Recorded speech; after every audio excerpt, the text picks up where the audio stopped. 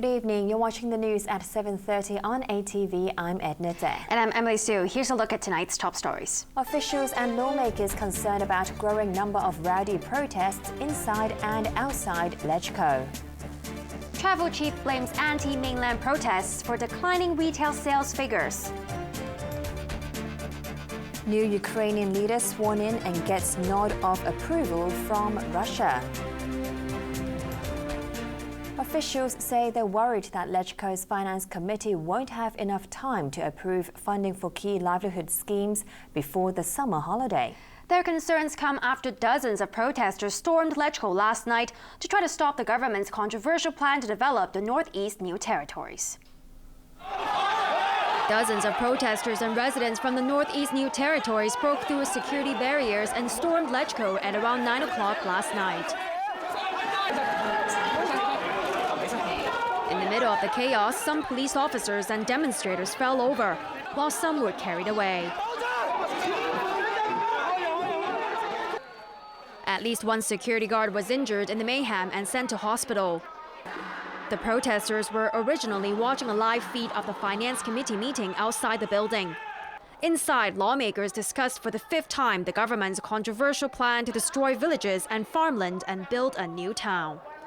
But they got angry when the Secretariat decided to close the first floor gates to prevent them from getting near the chamber on the second floor. In the end, the meeting was adjourned at around 9:45 p.m. with no vote.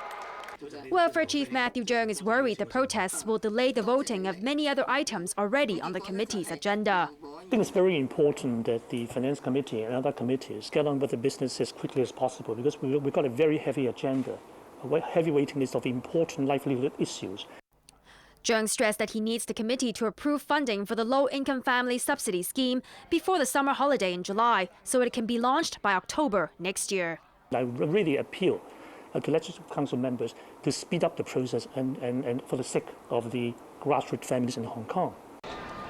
Health Minister Ko Ming-man is also worried that funding for Queen Mary Hospital's redevelopment won't be approved on time. Ko said if the committee doesn't give the green light soon, the project could be postponed so significantly that the whole tender process may have to be reopened.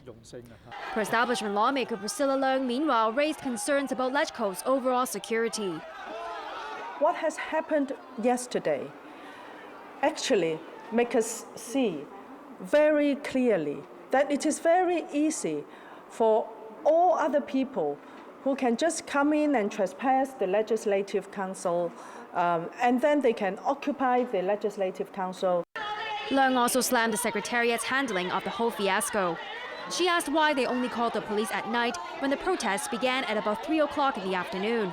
And I urge for a clearer explanation from them, as well as urge the administrative committee to conduct a review for what is the security policy for the Legislative Council building and to review it in all aspects.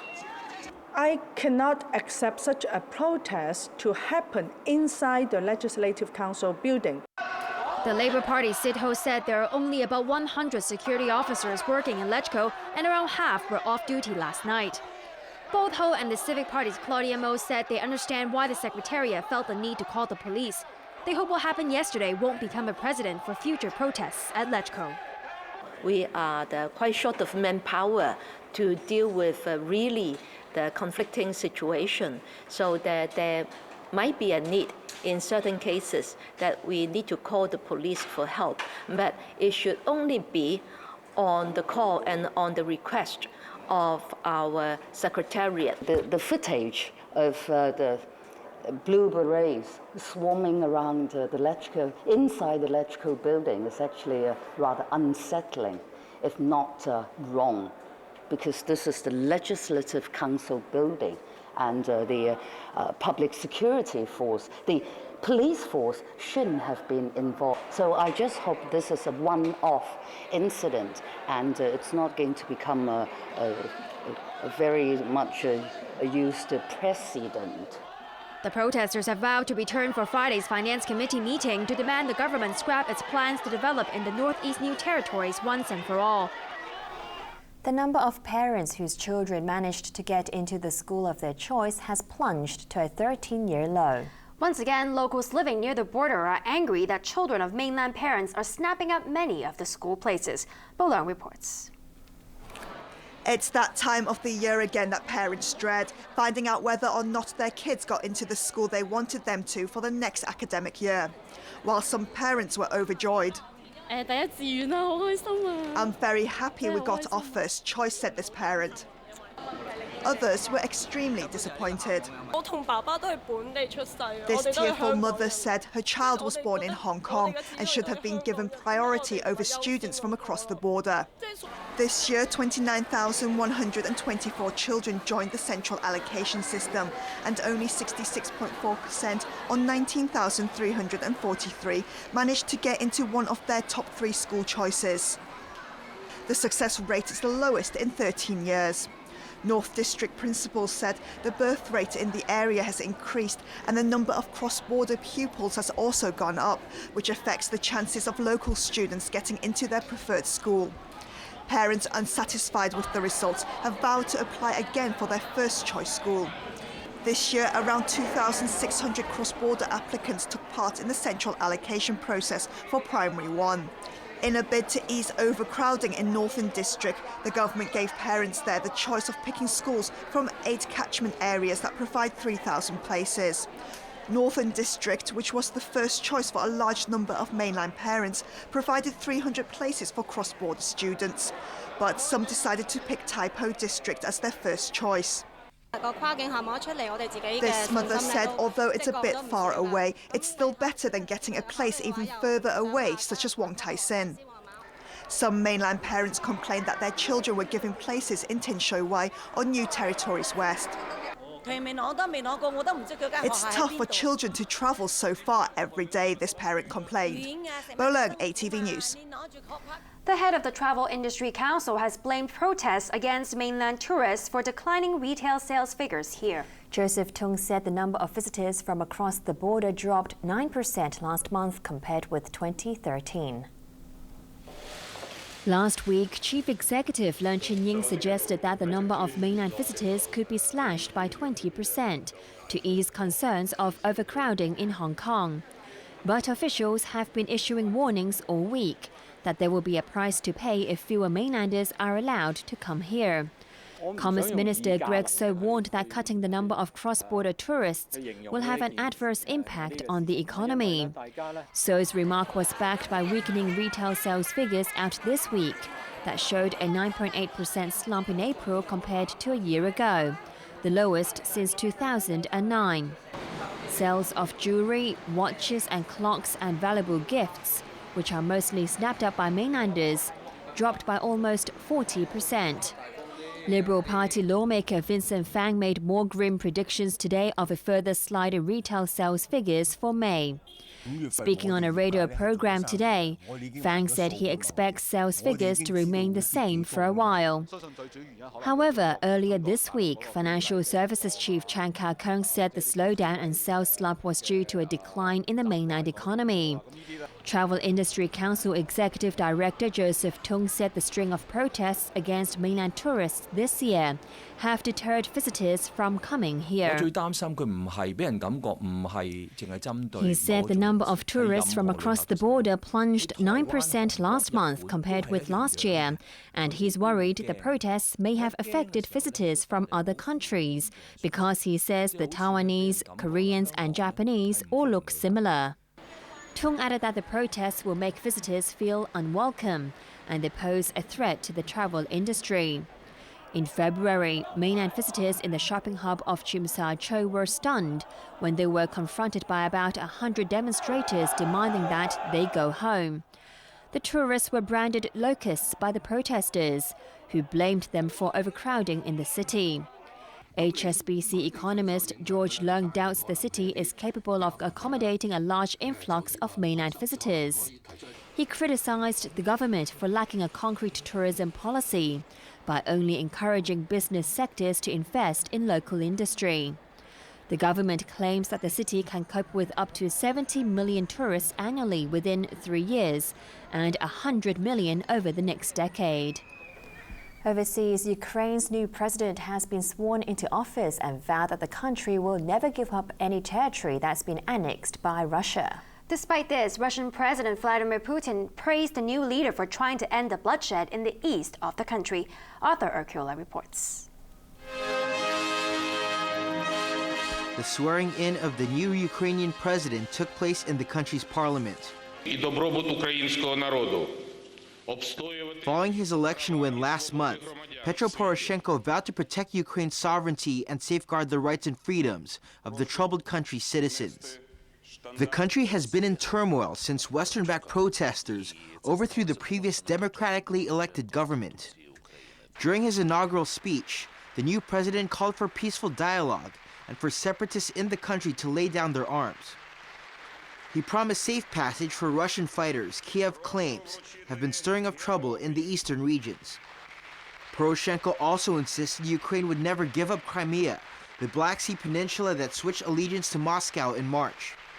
Following meetings on the sidelines of D-Day celebrations with Poroshenko and U.S. President Barack Obama, Russian President Vladimir Putin said he hoped to see an end to violence in Ukraine soon. Kiev has been slammed by Russia for bombing its own people in separatist areas. Putin and Poroshenko met for 15 minutes to diffuse tensions between them. But according to the Russian president, the main issues of resolving the crisis were touched upon. Putin praised the Ukrainian president for his position that the bloodshed should be stopped. But Putin insisted that Kiev cease what he referred to as punitive military operations, and warned that Russia would retaliate with measures to protect its economy if a pact was signed with the European Union. But he believes the outcome depends on talks between Kiev and the East, and Russia has nothing to do with the conflict. Putin also met briefly with Obama, who apparently told the Russian leader to seize the opportunity to ease tensions in Ukraine after Poroshenko's election. Arthur Urquiola, ATV News. Still to come on ATV's main news tonight. Seattle College campus shooter bought shotgun despite being put away for mental problems. Strikes and protests intensify in Brazil just days before World Cup kicks off. Major sporting events from 2 continents. Tonight, live from Epsom Downs Racecourse in England. 6 exciting races from Derby Stakes Day. Then on Sunday afternoon, we take you to Tokyo Racecourse for the Yasuda Kinen. Total prize money stands at over 200 million Japanese yen. A total of 7 races in 2 days. Catch all the action live, only on ATV. Love it? Say it. Discover the latest and the hottest trends in Japan. Feel the pulse of the vibrant and fabulous culture. JP Time TV, every Sunday night at 6:25. Search for true love, always a headache for a single lady. And I want him to genuinely like me, even when I'm old. And that's what I want. Stop waiting for your prince, Liz. Juggle 2 relationships? Done, Jack. I'm divorced. It's not fun at all. Whichever one I'm with, I think she's the one. How do you choose? Ew, were you with both of them on one night? Follow your heart. Damn you. 30 Rock, Saturday night at 10.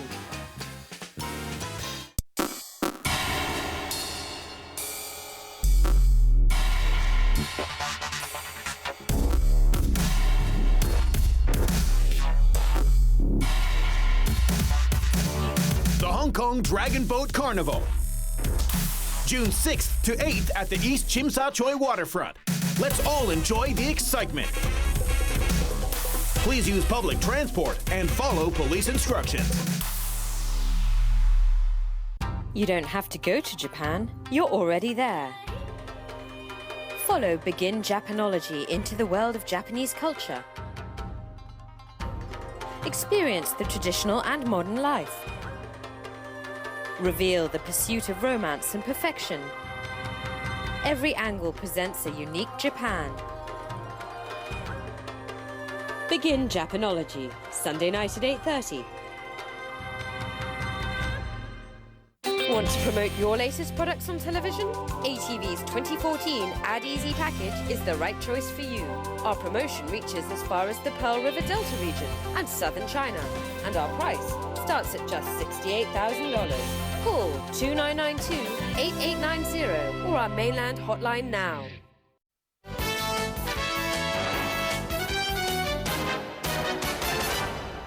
Health Chief Ko Ing-man says live chicken imports from the mainland could resume later this month. But he says talks are still underway with mainland authorities on the resumption. The government imposed a 4-month ban on mainland chicken imports in February following the H7N9 bird flu scare. The suspension allowed authorities time to set up a segregation facility in Taguling, so they will be prepared for future outbreaks. Health Secretary Ko Ing-man said most of the segregation site will be ready by the middle of this month. Ko said although the site is not finished, it can still be used to store local chickens if necessary. The new facility was built to house local chickens if the Changsha-Wan wholesale market is closed to prevent the spread of bird flu. More than 20,000 birds were slaughtered in January after the discovery of the deadly H7N9 virus, and the wholesale market was closed for 3 weeks. Ko added that the government is liaising with the mainland on the resumption of chicken imports, which could resume as early as the 20th of June. On a separate issue, Ko said the government has been monitoring fresh beef prices amid concerns that it's getting too expensive. Ko said the mainland is also facing a tight supply of fresh beef and has asked authorities to look into the problem. But he added that the city has beef supplies from other countries, and live cattle from the mainland only makes up 3% of the beef supply. Lawmakers have accused the organizers of the Mega Events Fund of being messy and chaotic. The government was also criticized for handing out money for events without checking invoices. Bolang reports. Officials running the government's $250 million mega events fund were grilled by lawmakers again this afternoon during the third hearing of LegCo's public accounts. In April, the director of audit blasted the mega events fund for reckless spending without achieving results. This included the Dragon and Lion Dance extravaganza at the New Year's Day parade, which received $5.3 million from the fund since 2011 for the annual event. The traditional dance event was organised by a committee headed by lawmaker Chan Kam-lam of the pro-Beijing DAB. Lawmakers quizzed him about missing invoices and receipts for that particular event. Radical lawmaker Raymond Wong asked why there were no invoices for the past 3 years to show the expenses for the dance extravaganza. Wong asked how funding was approved without any invoices. Deputy Commissioner for Tourism Rosanna Law said her colleagues would randomly check invoices after events, but admitted they might not have been done thoroughly. Lawmakers also criticised the fund managers for promoting shows outside the city. Independent legislator Paul Dare pointed out that if the shows are performed elsewhere, then that would make Hong Kong a less attractive place to visit. Dare said the fund was chaotic and messy and the events were pointless. Stage director and funding recipient Ko Chi-sum disagreed with Dare, saying shows in other countries won't stop tourists from coming to Hong Kong. Bo Leung, ATV News. Police in New York City are to begin carrying around an antidote for heroin overdoses, which have seen a spike in recent years. And the suspect in a shooting at a college in Seattle was able to buy a shotgun despite having previously been put away for mental problems. Arthur Okeola reports. A man suspected of killing one person and injuring 2 others in a shooting spree at a Washington State University has appeared in court in Seattle. The suspect, 26-year-old Aaron Ibarra, is being held without bail on suspicion of first-degree murder and assault. He has confessed to going on a shooting rampage on Thursday and was planning to kill as many people as he could before turning the gun on himself. Despite having been involuntarily committed in the past because of mental illness, Ibarra still managed to buy a gun. At this time, we are still establishing the motive for this tragedy. Although we can say that Mr. Ybarra did legally obtain the shotgun several years earlier, and that's the one that he used. Ybarra is accused of carrying out the attack at a Christian college in Seattle and was apparently stopped after a student monitor doused him with pepper spray and tackled him. This is very easy to use. Simply remove the caps. America's largest police force will start carrying antidotes to combat heroin overdoses in New York City, which have shot up in recent years. Every police officer on patrol in New York City will now be able to carry a naloxone kit, putting the power to save lives in their hands. This is all it is, folks. It costs about $60, and it saves lives. Experts are calling it an effective and safe miracle drug, but it has to be used properly and before the flow of oxygen to the brain stops.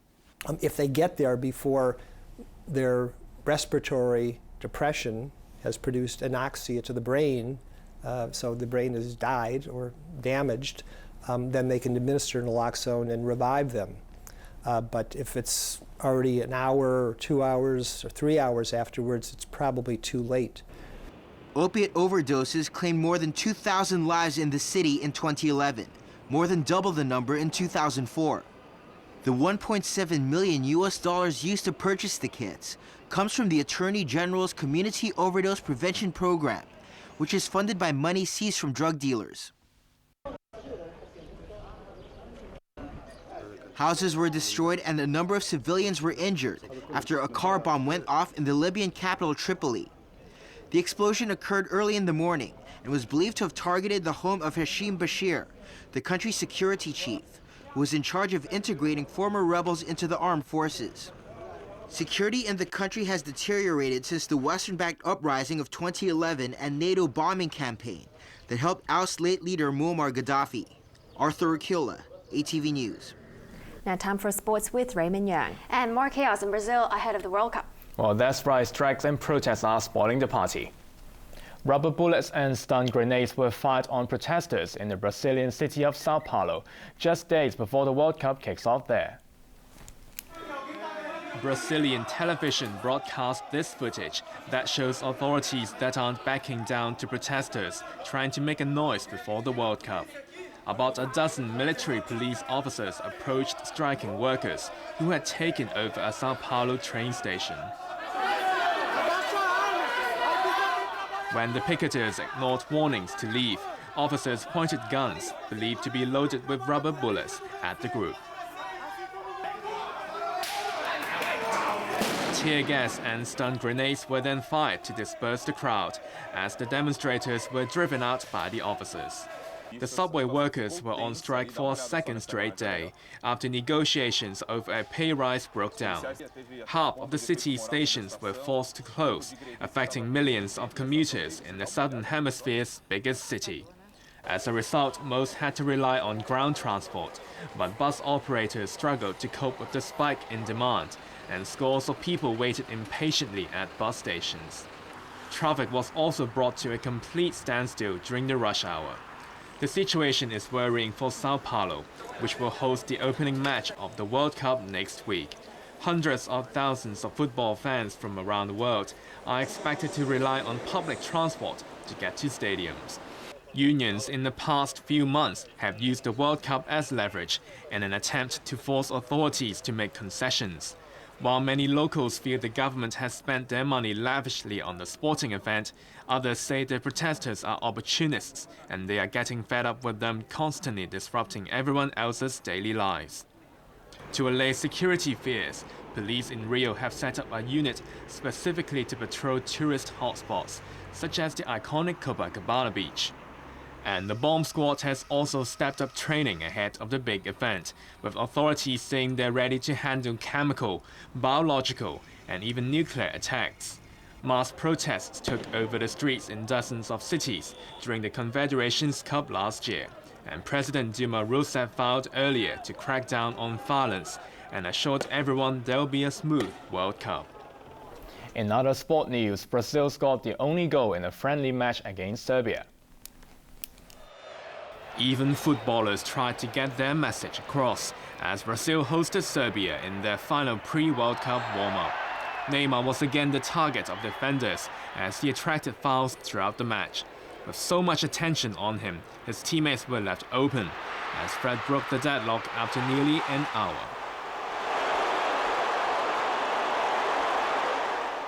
Serbia had a golden opportunity to equalize in the 71st minute, but midfielder Milos Jojic's header was met by the post.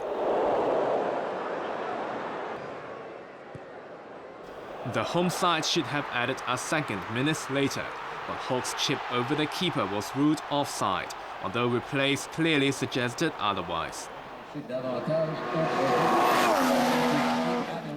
In Formula One, there was little surprise to lead the practice sessions at the Canadian Grand Prix in Montreal.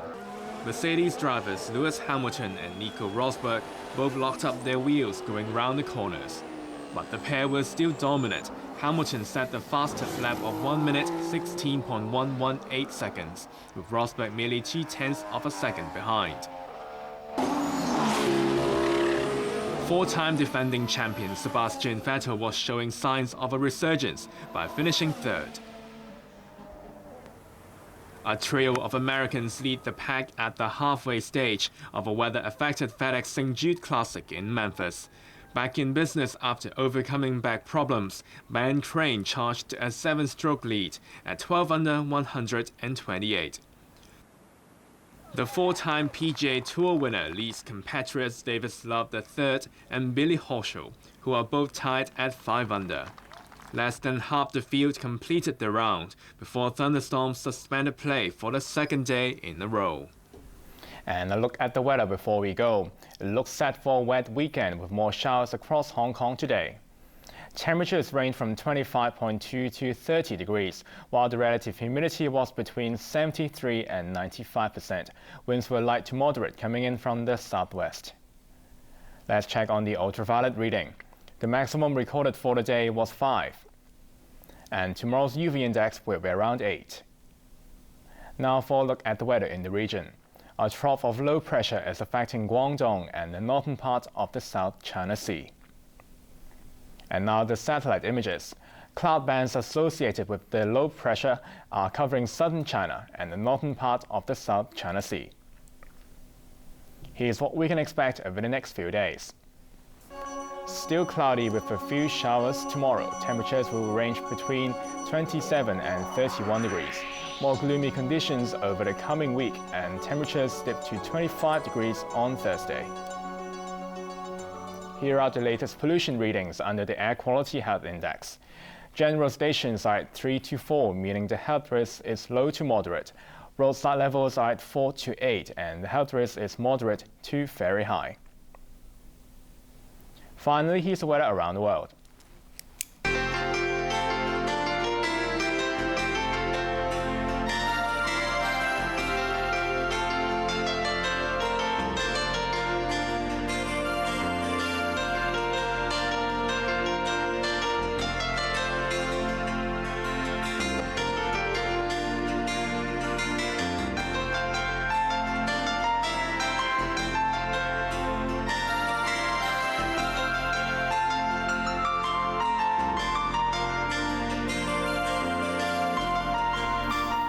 That's our main news for Saturday night. We'll have an update in 1 hour. I'm Edna. I'm Wei Mingyang. And I'm Emily Sue. Thank you for watching ATV. Good night. Good night.